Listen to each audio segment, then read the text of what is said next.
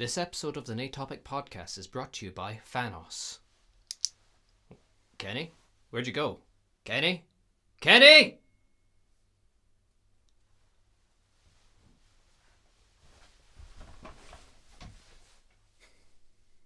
Previously on the last Naetopic podcast. And now, part 2. What's up, guys? This is Andrew Martin, and welcome to episode 9 of the Naetopic podcast. I'm joined with me by...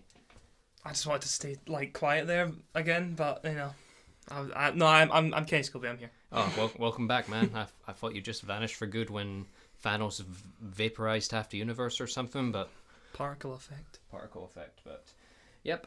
This is episode 9. If you paid attention to that last recap, this is part 2 episode of our Avengers episode where we analysed the trailer. Mm-hmm.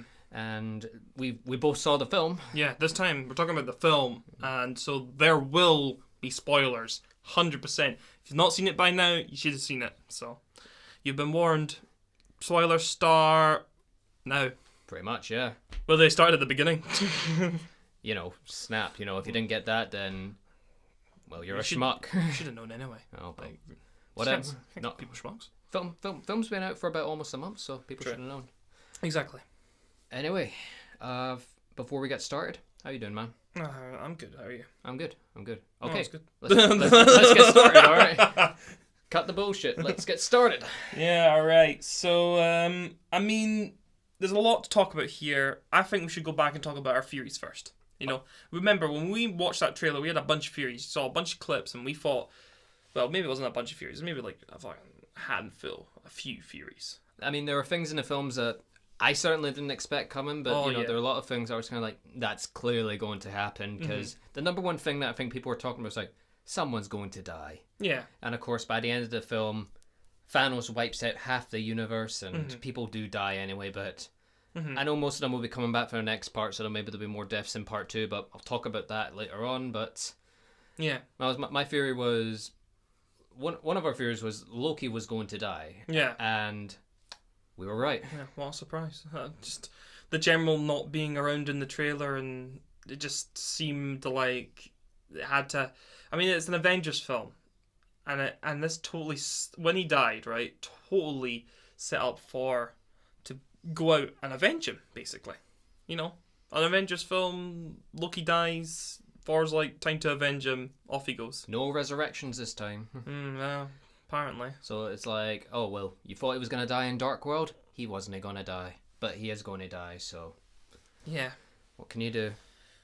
I mean...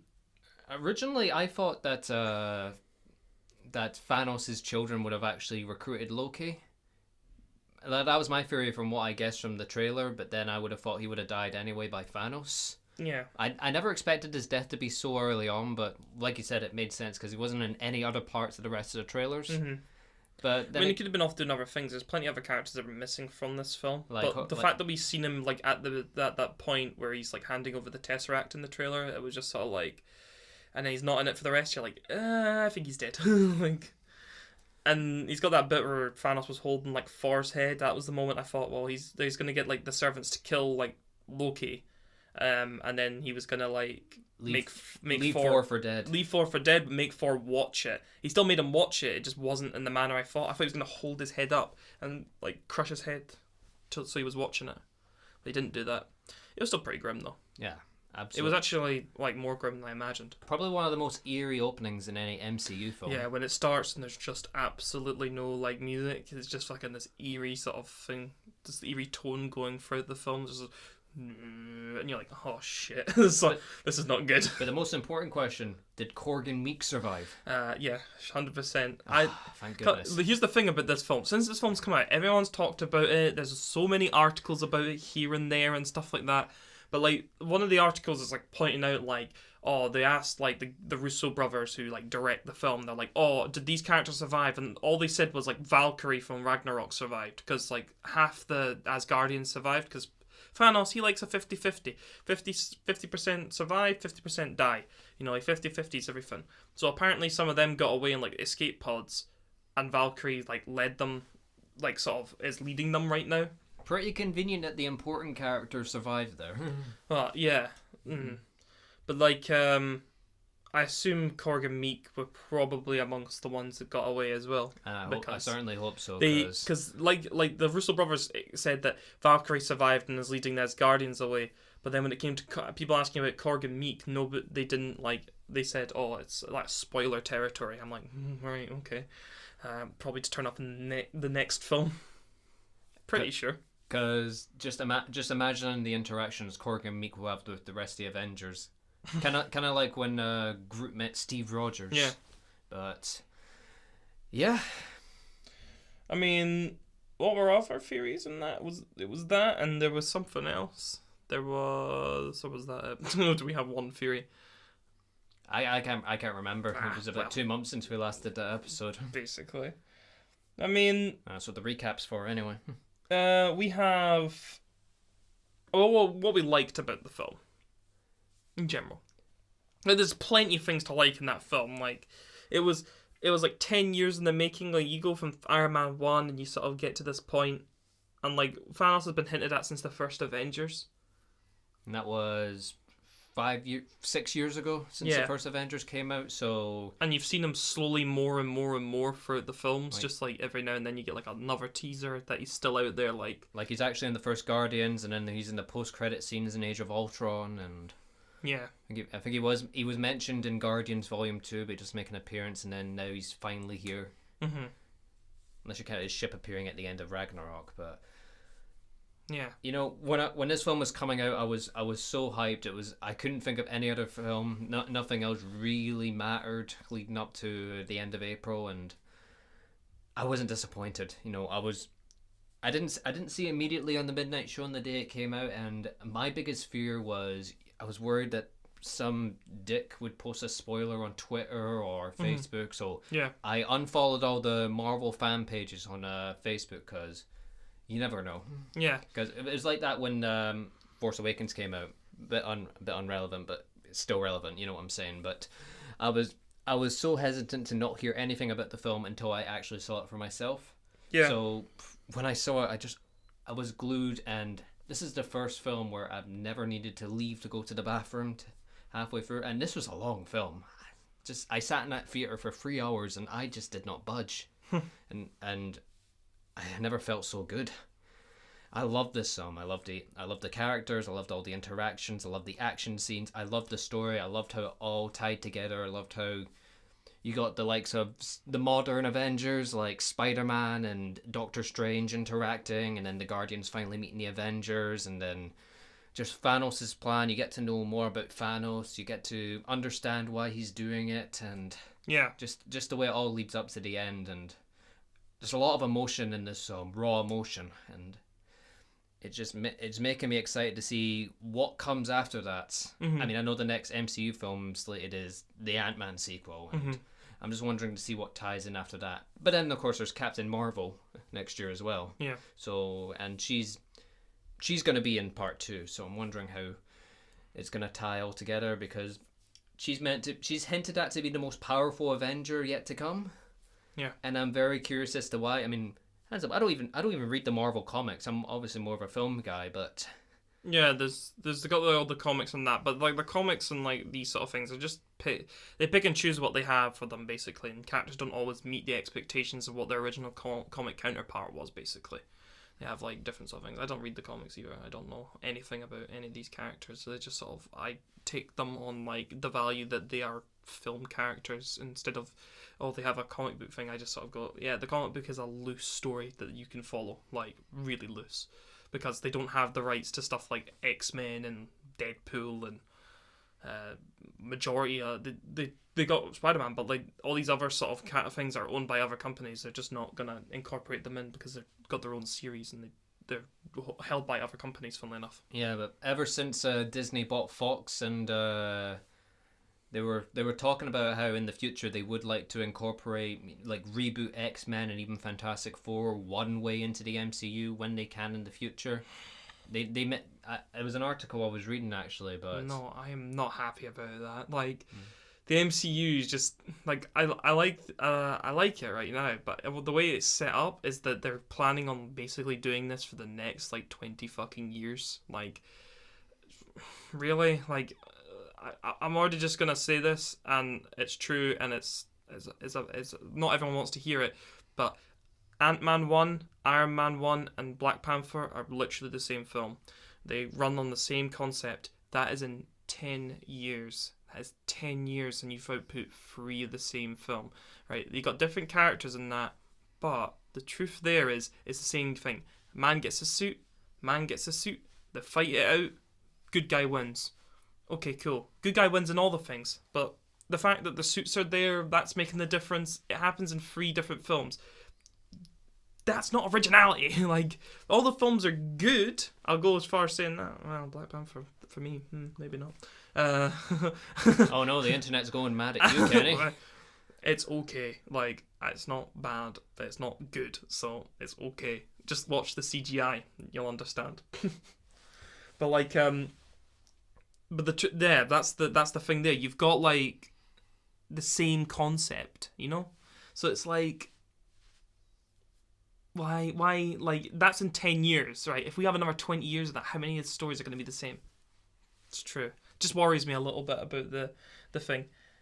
Back to the actual Avengers that came out. The standout scene that I think I like the most is like, you know, Thor goes away and he goes with Groot and Rocket and they make a hammer and stuff like that. And then there's a big battle going on in Wakanda, right, against Thanos' troops, and they are heavily outnumbered, and the troops that he brings are like those weird like crocodile lizard looking things that are just ruthless basically.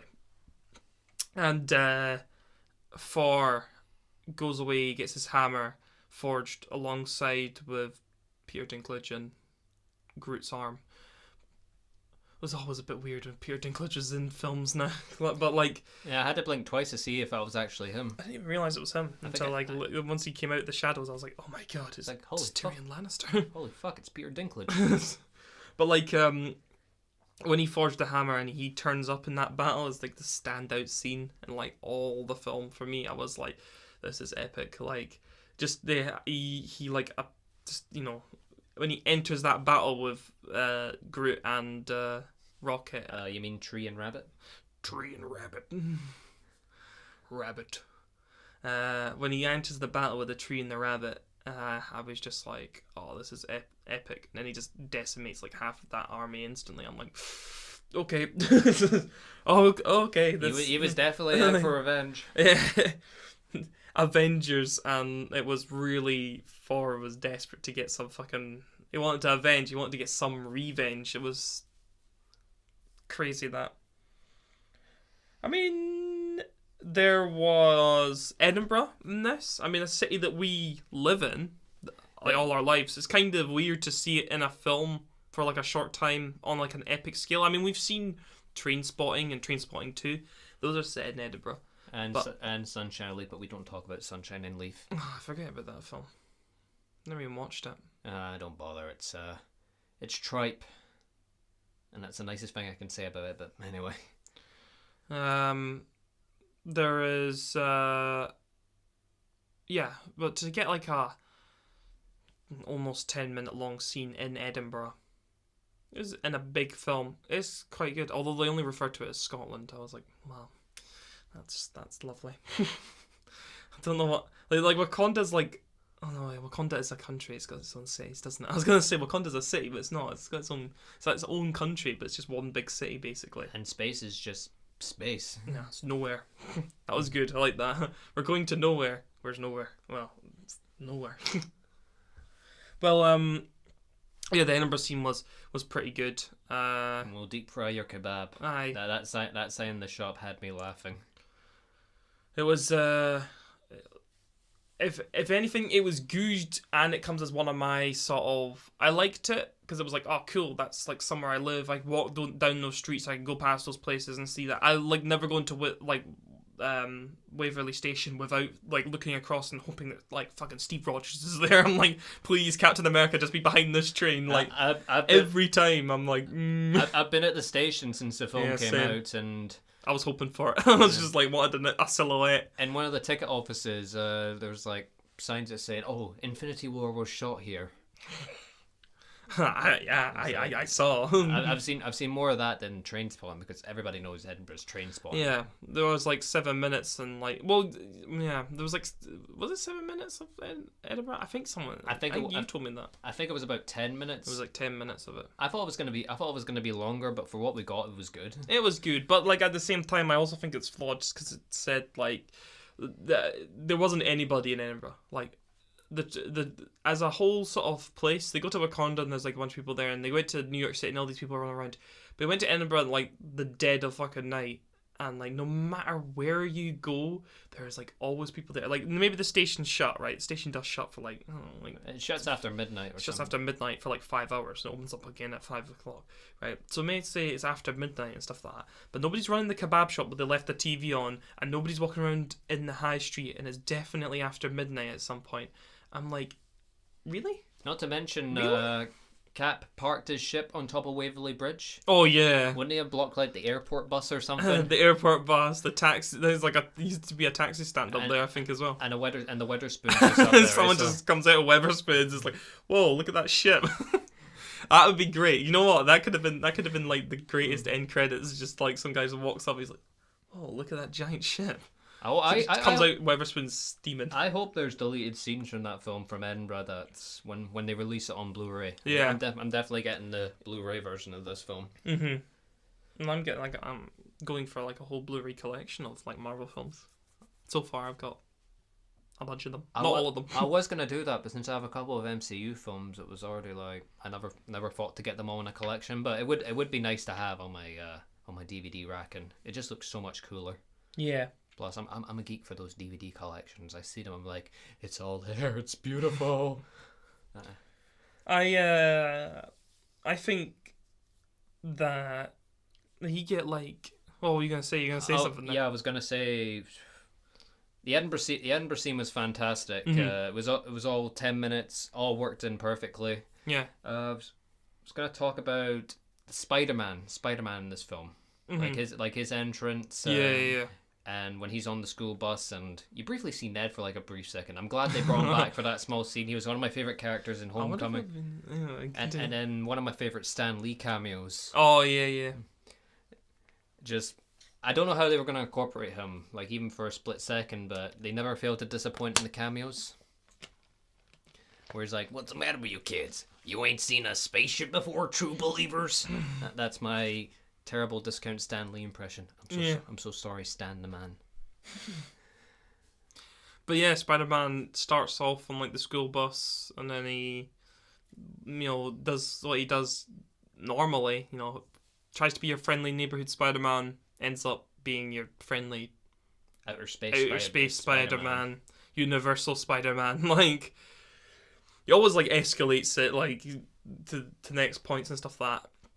And like, I like how Iron Man is like his dad in a sense, like in a whole, like he's just like grounds him. He gives him the parachutes him off the big giant flying donut thing, and Spider-Man's just hops aboard anyway. He's like, and then he turns up and he sees Iron Man, and Iron Man's like, oh my god, not again! I gives him a whole cool suit, and he wait. Yeah, he gives him a suit in the midst of that battle, didn't he? Yeah, he did. He just sort of just like deploys it on. It's like, okay, there you go. Now catch your breath. Now bye. Yeah. And he's like, I gave you this suit and you sneak on board anyway? Yeah. A part of me thinks that he should have probably seen that coming, because... Well, yeah, that's entirely what Spider-Man does. Like, if you watch Homecoming, it's entirely what he does in the entire film. Like, I mean, he doesn't listen to Tony Stark. He just sort of goes with his He just goes out his way. Well, like, how do you stand back and let things happen? A giant, like, alien spaceship turns up in New York and you have, like, superpowers. You're not gonna just stand back and hope for the best. He's like, oh yeah, but we've got... And Tony Stark's like, yeah, but we're the Avengers here. We're here to mop that stuff up. I'm like, yeah, but Spider-Man can already, like... He's already got better powers than, like, half the Avengers and stuff like that. And that's all thanks to Tony Stark. Like, who holds their own in a fight? Falcon or Spider-Man? Fair point. Very fair point. It's true. Falcon's still good, though. And then when they meet Doctor Strange and how do you save him from Squidward. Yeah. I tell you, there's something that I did like, but then just became a little bit like, I did like the fact that they used more of Mark Ruffalo as Bruce Banner instead of the Hulk, and they didn't really get the Hulk in this film basically, because Mark Ruffalo's a good actor and stuff like that. It's funny now that, you know, like, since he's been in Ragnarok, he's sort of become more, he's sort of identified as a more of a comical kind of character in a sense, although still being like a genius. He's a little bit like, you know, like, Tony Stark's always been funny, but he's also been the genius of the thing. When we first see Bruce Banner, he's just like the genius and isn't overly funny. Like in the first Avengers, he's just not very... he's more like angry and confused, whereas you see him like now, he's just confused and funny. That's These are Tony's clothes. That's some good development there. You know, it's really good. Like, it was good to see him for the whole film, and lots of people, I think, are pretty pissed he didn't get the Hulk in it. But I'm like, yeah, the Hulk would have like smashed half the armies that they would have fought against, though. Not Thanos, though. Thanos kicked his fucking ass. Let's just be honest. That was ridiculous. Like, right at the beginning, I was like, oh my god. And that's why he's not turned up as well. The Hulk is just scared, isn't he? He's just scared to fight Thanos, basically. I never thought of it like that before. That's why he just doesn't come out. You having trouble getting him out? Yeah, just... No! Come on, dude, you're embarrassing me in front of my wizard friends. Oh my god. It's so funny. The comedy in this film is perfect. Yeah, it's actually really good.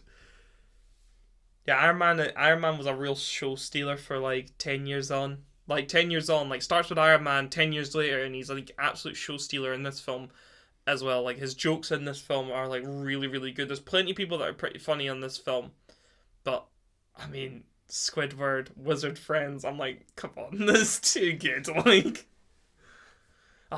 the thing is, when I went into this film, I was hyping myself because I was like, someone's gonna die. It's gonna be Iron Man or Captain America, you know? I'm sitting there going, so one of these guys is going to die, basically. And I'm hyping myself. And it gets to that point where, like, Iron Man's fighting Thanos, and he's got the big blade out, and then Thanos snaps it off and stabs him, and I'm like, oh, no. This is the death of Iron Man. And I'm like, I'm ready for this. And then Doctor Strange is like, no. No, Iron Man does not die here. And then he, like, gives up the Infinity Stone, and I'm like... That's what part 2's for. And I'd hyped myself for this death, and it didn't even come from either of those two. I was like, damn. Like, absolute damn. Still didn't prepare me for other death. Other people later on, I was like, But, like, yeah, one of the things is, talking about the actual film and stuff like that, and the story, Doctor Strange has, like, a huge part in that bit where he's, like, using the Infinity Stone to, like, go through, like endless sort of... I think he says something ridiculous, like 14 million different scenarios of how this is going to turn out, basically, and only one works.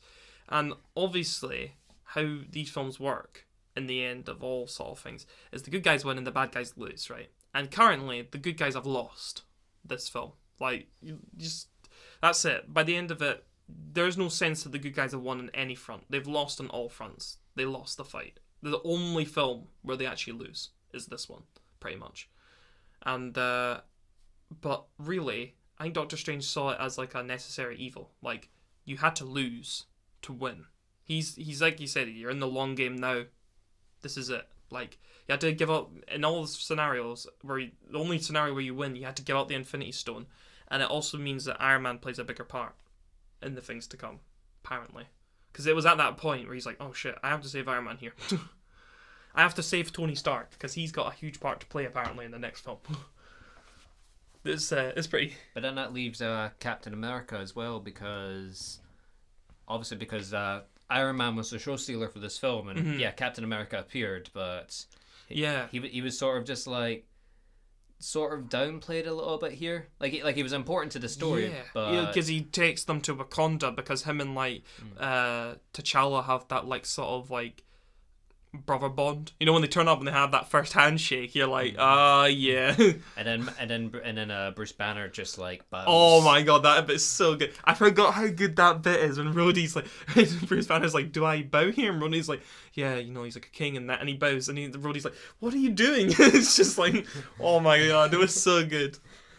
Oh, I tell you what, Rhodey was really good in this one as well. Like, Don Cheadle, like he was good in the last time he was actually like in a film that I think he was actually like decent in was literally Iron Man 2. It was like the first film he was actually played Rhodey in. Like, he's good in that film.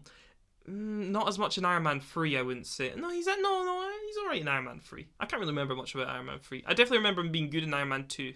No, I'm mixing the two up. He's good in Iron Man 2 and 3, but then you barely see him. You see him in Civil War, and you see him in... What's the other one? Age of Ultron. I couldn't remember what it was called. But, like, they don't really have... I mean, he's not as funny in that. It's not, like, around much. He only has that bit where he sort of, like... Him and Iron Man tried to lift up Mjolnir. And they both get their Iron Man... They both get their, well, his is War Machine, but they both get their, like, suit arms on. They're trying to lift it up. Are you on my team? Just pull. Sad that they didn't have Mjolnir in this.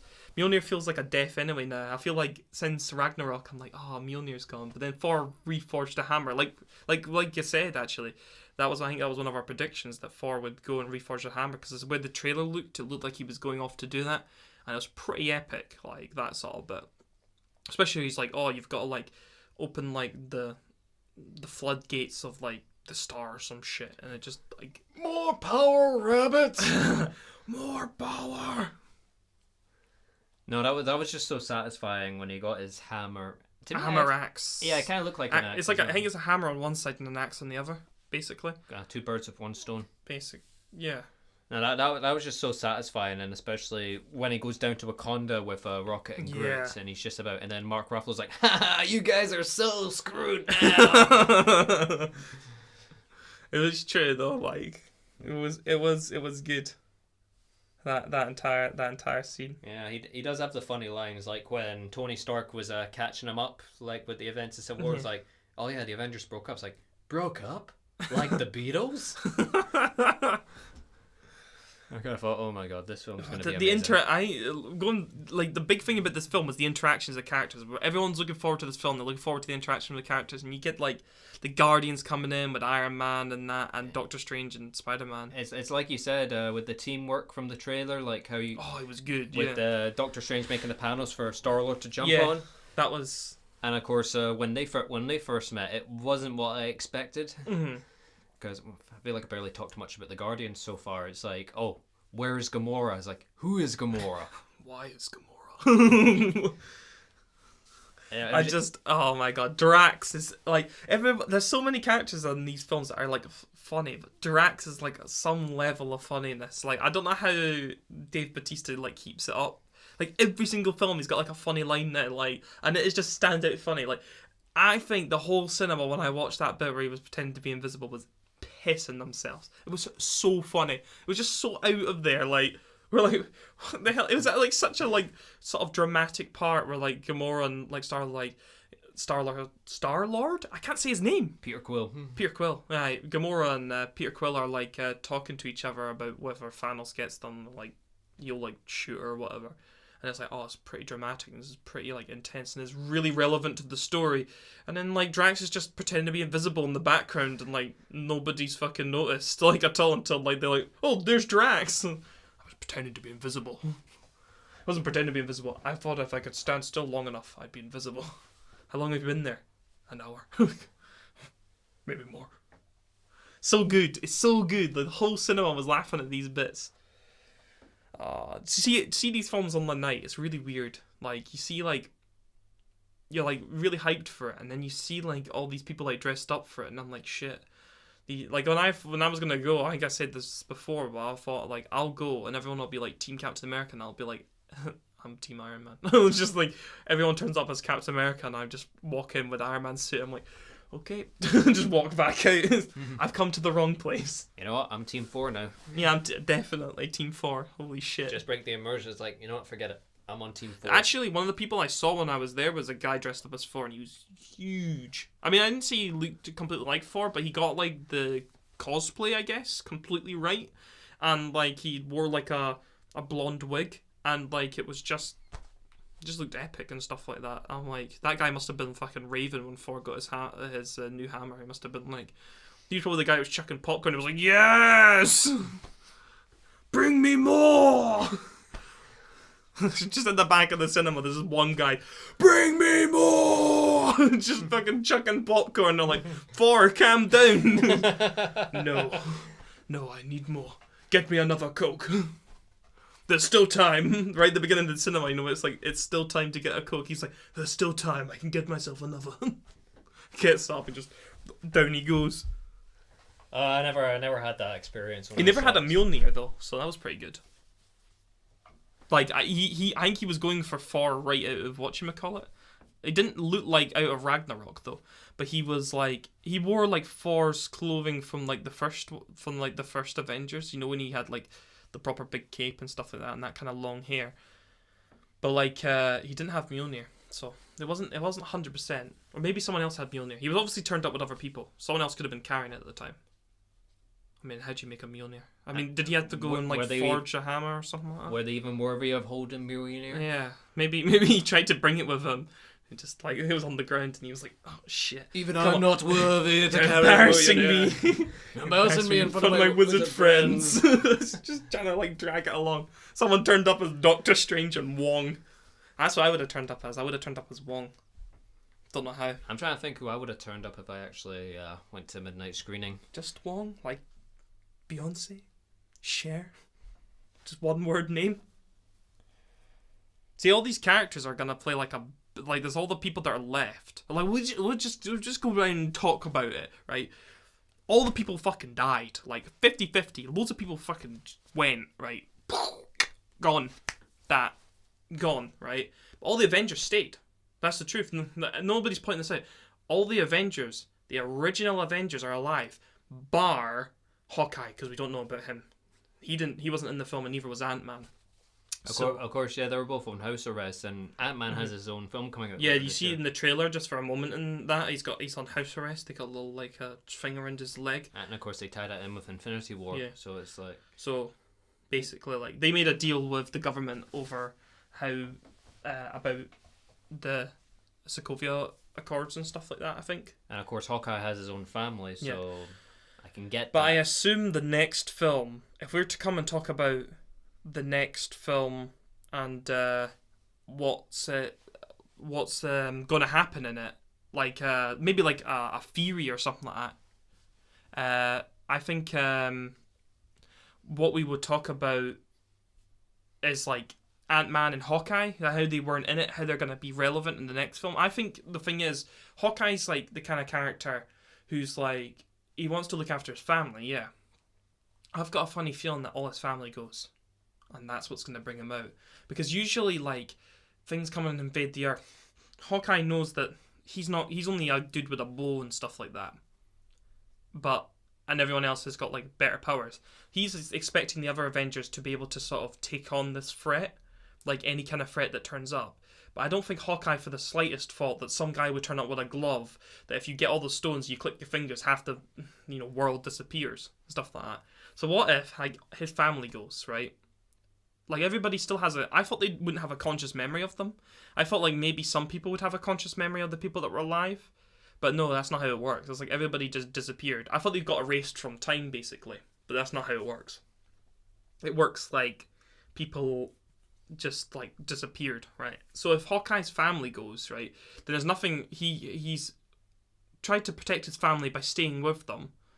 But other events that are cosmic events and stuff like that, things like Thanos and all that, universal things, he never thought that those would affect his family because he doesn't know about Thanos. He's going to go seek the Avengers out because I think his family will be dead. I think his family would have disappeared as well. And he's gone, oh shit. And then he's going to go seek out the Avengers and rejoin with them because that brings him out. Because he thought everything else that's happened to him so far has been an earthly event. So if like Ultron tried to take over the planet again with a bunch of robots, the Avengers would be able to beat him without Hawkeye, probably. But Hawkeye would be able to defend his family if the robots came to attack him, because he's got the bow and stuff like that. He'll still have his stuff.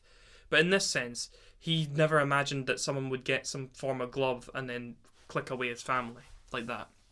So that's going to bring him out. I think that's what's going to happen. I think it makes sense. Yeah, it does. Because it's the only way to get his family back. Basically that.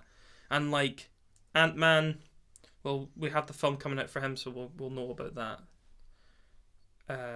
But I think Hawkeye's going to play a part, and obviously coming back into it. I thought, wouldn't it be good if they did something like, see, what if everybody that's gone, disappeared, and vanished is inside the Soul Stone? Because the Soul Stone is like steals your soul or some shit. What if everybody? Because there's lots of people talking about whether everybody just got sucked into the Soul Stone and that was it. Like, when they turned to dust, they went into the Soul Stone. I was like, what if Ant-Man can shrink himself to subatomic particle again and go inside the Soul Stone? Holy shit. I never thought of that. He starts a revolution from inside the Soul Stone. The revolution has begun. Yeah, he just meets Korg and Meek. He's like, oh, sweet. You got a great idea, revolution. See, he could go all the way down. I mean, like, I don't know if maybe the Infinity Stones are too perfect. A subatomic particle you can go within things. So if he was in there... Do you think if by destroying the Soul Stone they'll bring back all the people that the universe vanished? I think it would. I think that's the thing. I think it would bring the people back. But if Ant-Man, I think it might be something like mystical that you'd have to do from the inside. It might be like an awakening of the people on the inside of the Soul Stone and stuff like that. Or they might have something, it might be like an own subatomic universe within there or something like that. Like they might be conscious and alive in there, but I don't know what it'll be like. Because it might be like they're floating around. Because you see that bit where Thanos was, when he clicked his fingers, you saw him in like this sort of weird sort of realm. And you saw like Gamora. He was like floating for a moment, wasn't he? And then he saw like little girl Gamora. And then she asked him, like, did he get to do what he wanted to do? And he said, yeah. And she's like, what did it cost you? And he was like, everything. And then he goes back to where he is. Oh, yeah. Because he kills Gamora. Yeah. That's the only thing he cares about. Was Gamora. He was like, sorry, Nebula. Sorry, Nebula. Speaking of it, Red Skull was in this. Red Skull's just like, I was really surprised when he appeared. I actually leaned up on my chair, like, is that fucking Red Skull? Wait, if Red Skull's like, to Gamora, he's to like Thanos, he's like, you need to give up something you love. He just chucks Nebula off the cliff, and he's like, no, something you love. He's like, oh shit, Gamora. Oh man. But yeah, it's like, I feel like Ant-Man could probably subatomic particle himself down to like a tiny size and maybe go inside the Soul Stone, but I don't know whether he would then be in it like he would be with everyone else. Because there's something mystical about the Infinity Stones, you know. It's not like they work like in sort of like real life science sort of ways, I guess, but I don't know. I guess in Doctor Strange, one thing they teach you is science and magic are not too far apart. Because, like, Doctor Strange, he's a doctor, so he works on, like, science, and he works on, like, people and stuff like that. And he meets that guy who was paralyzed from the legs down. And then that guy uses magic to keep his legs moving, basically. He uses magic to make his legs walk. And that's, like, impossible. But it also kind of healed them in a sense, and so it's like science and like magic aren't too far apart. I think that's the point of Doctor Strange. Yeah. But what if that's the same for Ant-Man, in that if he makes himself like really small, he'd be able to like go inside the Infinity Stone. I'd love it if they started a weird revolution from inside that weird Infinity Stone and just bust out. I think the thing is, one thing you can take away from this film is Thanos can't do that again. His whole arm is like singed. Like you saw it right at the end. He's like sees the sunset and he's like, sweet. He's like done his job, but his whole like the Infinity Stone like looks melted. Sorry, the Infinity Stone, the gauntlet looks melted, and his whole arm is like singed halfway up. So it cost him like so much. I don't think like if he'll have the power like he had in the first one. Like I don't think he'll be able to sort of continue a fight. I don't think he'll be able to use half the stones. If they take him head on, and I don't think they will take him head on. until later on in the film and the new one. I think they'll try something else to get people back, because Thanos could be anywhere in the galaxy, really. Like, how are you going to locate him if he's just on some random planet looking at the sunset? Like, could be anywhere. That's the thing. And everyone that would have known where he is dead. Pretty much. Like, all his followers are dead. So, yeah. It wouldn't be much of a fight if Thanos doesn't have all of his stones, doesn't have all the powers that he can use all his powers, and he doesn't have half his followers. They could, if they find him, they just turn up, take the Infinity Gauntlet, they go. It's probably fused with him now, though. I think that's probably it. It's probably melted to him, so he's fused with the Infinity Gauntlet. You can probably remove the stones, but not the gauntlet itself. But he's too precious with the stones. Yeah. Because that was his whole point. Just get all of them. He's too far away for anyone to find, so it'll be maybe a challenge at start finding Thanos. Yeah, because he's... Oh, wait, just wait until the next film where little Ant-Man jumps inside the thing. if that is the actual ending... That would be so weird. Just wait till a year's time. I'm gonna remember this. Like, fucking Kenny, you predicted it. It's too far fetched. I think. I just don't think it works in a sense, but it could do. Stranger things have happened in the MCU. Yeah, there's plenty of surprises in this film, like plenty of surprises that you're just sort of like, I was not expecting that. Oh. I totally did not expect them. Oh, they kept having that weird storyline where they're like, you gotta kill your partner. Like, he's like, Peter Quill's got to shoot Gamora. Oh, it's Bubbles. And then like Scarlet Witch has to kill Vision, and it just reverses time. I'm like, okay. It's like, what was this whole, like, why was this such a running theme in this? You've got to kill the person you love. Like, you have to do it. Like, every single time it's all about sacrifice and stuff like that. I'm like, wow, this is... I mean, it actually... Steve Rogers was talking about, like, giving up, sacrificing. He was talking. What did he say? He says we don't trade a life. That's it. That's what he said, and that's key, because that'll be key in the next film. I think that's the other prediction for the next film, is that Steve Rogers will play a massive part compared to this one. He just sort of led them to Wakanda and saved Scarlet Witch when he turned up with Falcon and Black Widow. Scarlet Witch and Vision, sorry. It was more, she was probably about to have one hell of a fight on her hands. She had to fight two of them at once. But like, yeah, he turned up for that. But I think the next film, he's definitely going to play like a huge part. Like, here's what we're waiting for. Him and Tony Stark meeting. Yeah, it was what I was looking forward to in this film, and even though that didn't happen, and I was disappointed by that. You know it's going to come in the next film, though. 100%. After all that shit in Civil War, it's... What do you think it's going to go down to? Especially if they bring back Bucky in part 2, and Tony sees Bucky again after learning that Bucky was responsible for his parents' death.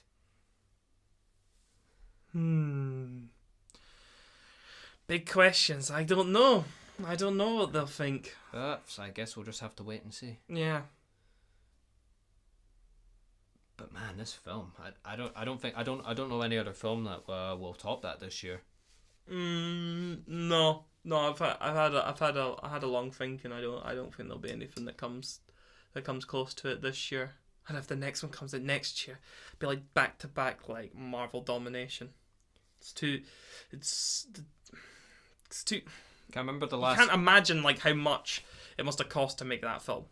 Imagine, like, you're paying for people to do set design, you're paying for people to do prop design and makeup and the actual actors and, you know, all these other things. Just, I missed out a bunch of things there, but there's totally so many things that cost a lot of money that go into making these sort of films.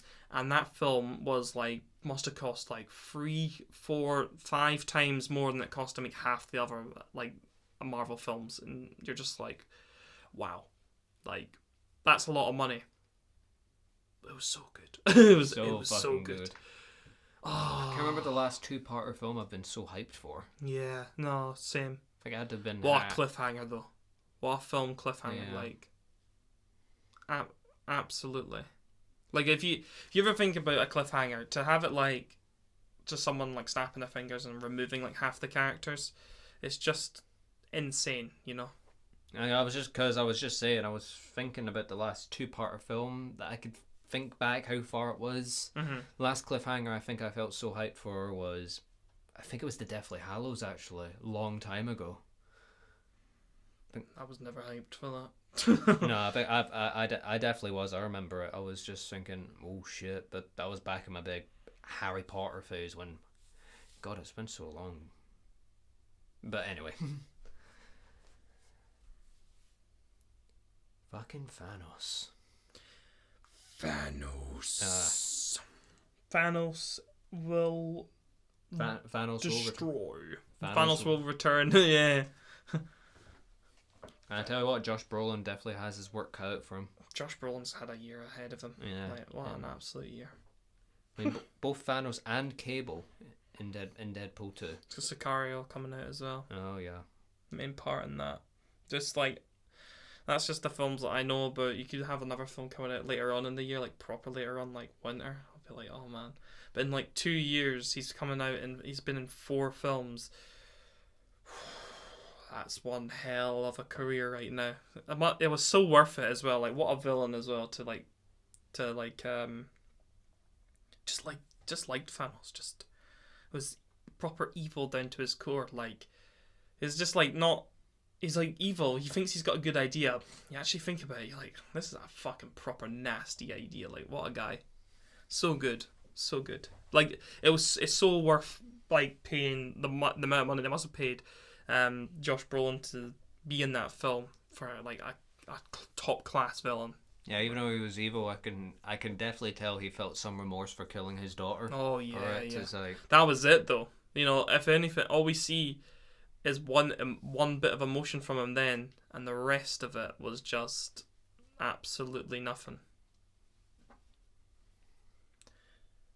But I guess that sort of rounds it up about as much as we want to talk about in the Infinity War. So much to talk about. Yeah, absolutely. Just like sort of... Don't want to last this for another hour and a bit. Yeah. Just sort of... I mean, I've already seen it twice. Definitely going to see it one more time before it gets taken out. I don't know when it's going to be coming out on DVD and Blu-ray. Sooner than you think these days, I think. Yeah. But still a wait. So, yeah, that just wraps about it. Boy, we're coming really close to the end of our season, aren't we? Yep. So, when you next see us next month, it'll be our first series finale. I just want to say thanks for everybody who's been listening in since September. You know, we've had a good run for the past 9 episodes. We've had a lot of funny episodes. We've had a lot of great episodes. We just really enjoyed just, you know, having banter, having a good time, and just reminiscing, because really this is just something... Yeah, it's just us talking and stuff like that, and it's like really nice to know that people like sort of listen to this, or like interested in and listening to us talk and reminisce and hear about the stories from the past and stuff like that. So and our opinions of, you know, movies and games and what we're looking forward to. It's, you know, it's just nice to actually get out and do this. So we thank you all for listening, and we hope you look forward to our series finale next month. We'll post some more information about it closer to the time. It's going to be something really special, something we've not done before. Yeah. And so check us out on Facebook and check us out on Instagram. Yeah. Because that's the places you'll hear about it. So any information, you'll get it there. But until then, I've been Andrew Martin. I've been Kenny Scobie. Have a wonderful week, dudes. Sweet. This is the end of the world. Fuck me, that's been almost an hour.